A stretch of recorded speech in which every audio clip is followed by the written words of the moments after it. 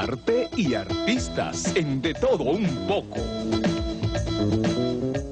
Desde la presentación de la obra teatral Amanda, muchas son las personas que se han interesado por los ritos del vudú y por estos asuntos de Anaísa y Belibelcán y todos estos seres que son parte de nuestra cultura, quiera sí o no. Entonces nosotros hemos ido a Nigua, con Teófilo Barreiro, porque nos llamó la atención de la incidencia que está teniendo estos ritos entre los mismos actores y actrices de la obra. Sí. O sea, pero antes de entrar de lleno en esto, Teófilo, vamos a dejar que Dagoberto Tejeda, o Tejada. Tejeda. Sí. Hay Tejada y Tejeda. Y hay otro también. Sí, no, pero el otro no lo vamos a decir. Fíjate, vamos a dejar que Dagoberto describa estos ritos y estas cosas, pero entonces nosotros entrar en otras dimensiones. Okay. El 26 de julio es el día de Santa Ana. Santa Ana, en la correspondencia de lo que es el vudú dominicano, justamente corresponde a Anaísa, que en algunos lugares del país también le hacen la correspondencia con Luisa, por eso viene el nombre de Ana y Isa. Hoy acá en Nigua es una festividad en su honor, por eso toda la primera parte de la fiesta va justamente dedicado a que ella sea la vedette, o sea, Anaísa. Anaísa es la reina de la sexualidad y la reina del amor a nivel del vudú, pero es una reina no griega, es una reina justamente del Caribe, es una reina dominicana, donde hay una mezcla de malicia y una mezcla de inocencia, pero que no tiene nada de morboso en el sentido dañino, en el sentido malo, sino que por el contrario, una exaltación de lo que es justamente toda esa malicia clásica del dominicano, que viene como correspondencia de lo que es unas raíces de carácter completamente africano. La festividad se inició con una hora santa, que es justamente la parte del inicio, la apertura del gran encuentro, de la gran convocación de los loaces o todo lo que son los loaces o deidades. En ese sentido, entonces, como decíamos anteriormente, toda la primera parte era solamente de Anaísa como personaje central. Posteriormente, ella en su día es justamente la dueña, es el centro de todo lo que es esta festividad. Por eso ella no le daba paso a ninguna otra deidad. Posteriormente, ella fue permitiendo que fueran incorporándose diferentes deidades. Estas deidades corresponden a lo que nosotros conocemos dentro del vudú dominicano como divisiones. Las divisiones son un grupo, grupo de los ogunes, grupo de los petró, grupo de los levá, etcétera, etcétera. Bueno, después de haber visto las explicaciones, oído las explicaciones de Dagoberto, a ti personalmente, la incidencia que tienen estos ritos ahora en estos artistas. Aquí vemos a Zoila Luna, aquí vemos a Giovanni, aquí vemos a Richard Douglas, aquí vemos a Áñez Berger, que Áñez Berger estaba en la obra. No, pero estaba metido ahí. Pero muy metido. No, involucrado. Exacto. O sea, más personas, no sé si tú recuerdas. Fíjate, sí, ahí estaba un grupo, incluso del periódico El Siglo, había un grupo de académicos, había una ingeniera, estaba el síndico de Nigua también, que es uno de los promotores y propulsores de este tipo de cosas. Fíjate, este es uno de los campos más difíciles de investigar, porque es un campo de investigación donde fácilmente el que está haciendo la investigación se involucra. Es muy difícil mantener la objetividad. Yo no sé si tú percibiste cuando fuimos allí que yo siempre me mantuve un poquitico al margen del fenómeno. Y la gente voceándome, entra para que veas, métete para que tú veas. Me querían involucrar, pero ellos no estaban entendiendo que es que el investigador, para poder hacer una investigación objetiva y científica, debe mantenerse al margen de lo que está observando. Eso es como cuando a un médico le dicen que le haga un análisis a su hija. es muy difícil un médico poner una inyección, es muy difícil diagnosticar porque es juez y parte de una situación que le involucra a él. Entonces el investigador tiene que tener mucho cuidado cuando investiga hasta dónde se mete y hasta dónde debe mantenerse al margen para poder observar los procesos. ¿Por qué el dominicano hoy por hoy se refugia cada vez más en este mundo de lo luminoso, del misterio? Simplemente es la falta de seguridad de la sociedad. Es decir, para mí es un indicador increíble que la gente tiene que aferrarse a lo primero que aparezca como una forma de escape. Toda esa gente que estaban bailando y dando golpes de barriga ahí, bebiendo cerveza de un mismo cacharro, y el que andaba para arriba y para abajo con una botella, todos esos estaban no solamente participando en un ritual, sino haciendo una catarsis.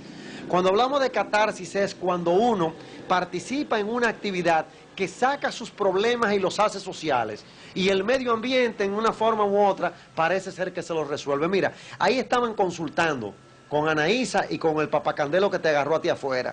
Y es muy bueno cuando una persona que no tiene capacidad económica para ir a un psicólogo, a un psiquiatra, o no tiene la fe para ir donde un cura, porque la misma función lo hace un confesionario.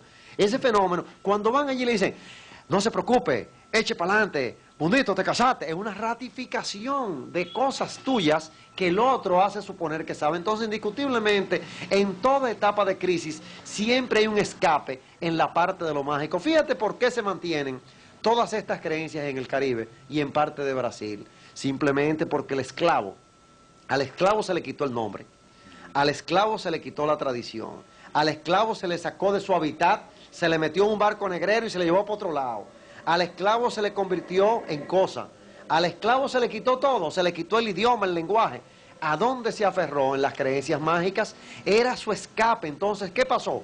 Incluso creó un lenguaje mágico para hablar frente al español, en forma que el español no pudiera decodificar, e hizo algo importantísimo, que es el sincretismo religioso, para no entrar en conflicto con la religión preponderante del colonizador. A cada uno de sus elementos mágicos le dio un nombre, de Santa Clara, de Santa Bárbara, de San Antonio, pero él estaba hablando perfectamente no de San Elías, no estaba hablando del santo en sí, sino de la divinidad, de su mundo yoruba, de su mundo daomeyano, de su mundo fon, de su mundo por allá. Entonces integró eso como el único reducto que le quedó y el único secreto para aferrarse a la vida. Entonces por eso el esclavo mantenía esa visión cosmogónica, donde todo es mágico, donde el ser humano es un títere del destino de dioses o de demiurgos que están en el medio ambiente. Y fíjate que lo que pasó ahí, esa noche, es una representación del África viva.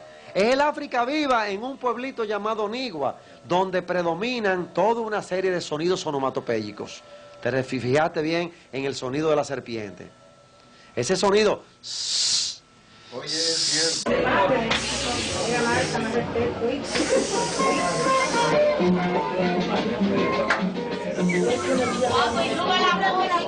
Especialmente el muchacho que se montó perfectamente, Santa Marta, perfectamente, utilizaba el sonido, el silbido, pero fíjate que es un sonido que en un contexto especial donde hay gente tongoneándose, con un alto contenido sensual, que es un elemento tabúico en la sociedad dominicana, y ahí se permite el movimiento. Incluso yo vi más de uno pegado de otro. Es decir, ahí se permitía quemar, pero quemar dentro de un ritual particular. Es decir, ahí se hacen evidentes cosas que dentro del campo de lo social son prohibitivos. Fíjate la abundancia de bebidas alcohólicas. Indiscutiblemente que ahí había un plano, pero no yo digo un plano superior, no, un plano psicológico diferente, donde la bebida alcohólica va quitándole a los componentes del medio ambiente las inhibiciones. Tú no te fijas que cuando una persona bebe, inmediatamente, fácilmente te tira un chiste colorado que en condiciones normales no te la da.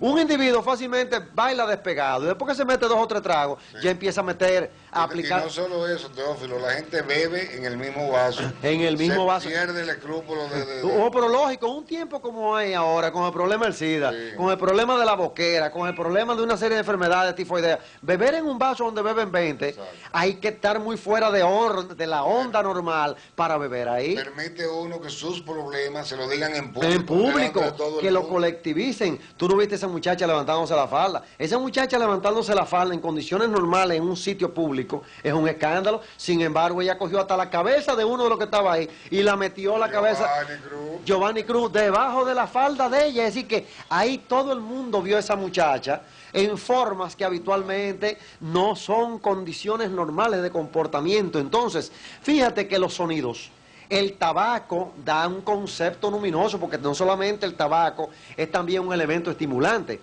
la fumadera, sino que va creando un mundo de nubes. Tú no te fijaste como adentro lo que había era una chorreadera colectiva de sudores. El hecho de sudar va creando también el sentido de la fuerza, incluso del toro, cuando bufea. Es decir, hay una serie de fenómenos de tipo sonoro por un lado, de tipo contacto físico, ahí se pegó todo el mundo de quien quiso pegarse, de tipo comer colectivamente, y no sé si tuviste la bandeja que pasaron de picadera, y el bizcocho que sacaron y todo el mundo picó ahí. Es decir, hay un fenómeno que siempre involucra la parte oculta de la personalidad. Entonces, ¿qué vienen siendo estos actos?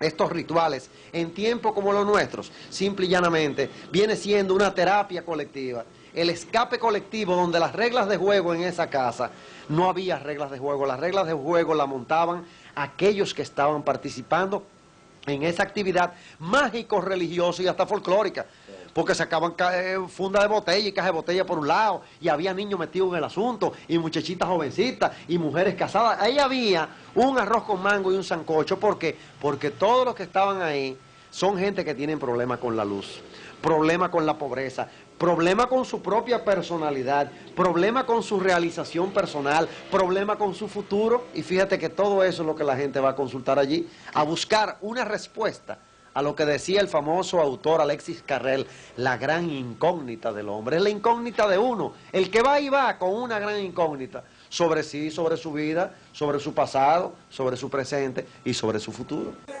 Vamos a continuar esta interesante conversación con Teófilo Barrero después de estos mensajes. ¡Tú la sacas! Entonces, ¿quién soy yo?